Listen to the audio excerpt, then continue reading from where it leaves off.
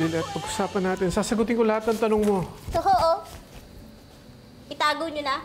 Baka may makakita pa hong iba.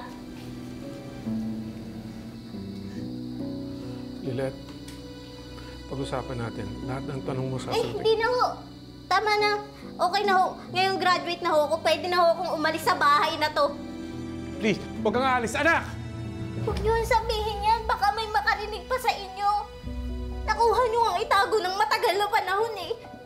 Ano man lang yung itago nyo na lang habang buhay na anak nyo ako. Is it just me? Or mas extra close recently si Dad sa si Lilet? Ngayon mo lang siguro napapansin.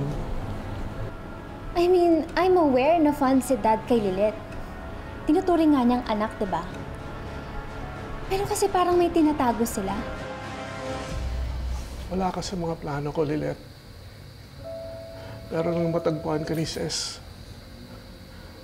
nung makita kita, nung malaman kong anak kita, kahit bawal, pinangako ko sa sarili ko na gagawin ko ng paraan para makasama kita sa kahit na anong paraan. Kahit sa parang hindi nyo sabihin yung totoo? Alam ko hindi maiibsan yung sakit na nararamdaman mo. Kahit ilang sorry pa yan. Pero pinilit ko naman na hindi magkulang sa pagbuhay sa'yo. Yung pag-aaral mo. Wow! Thank you po sir! Thank you!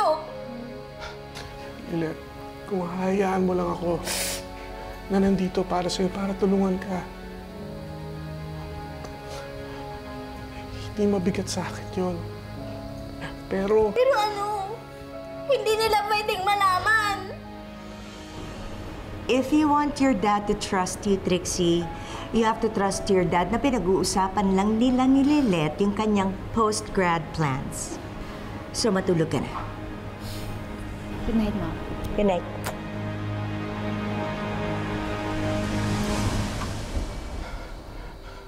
hindi sa ngayon. Konting panahon na lang. Kapag humupa na ang lahat, sasabihin ko ang totoo. Sasabihin ko na, hindi ko na itatago na ikaw tunay kong anak. Lilet, kung mapagbibigyan mo lang ako ng pagkakataon at pag-unawa, please, kung gusto mong makasama ang daddy mo, ang sister mo, itago na lang muna natin ito ng konting panahon. Kailangan ko pang itago yung tunay kong pagkatao para lang makasama ko yung tunay kong pamilya.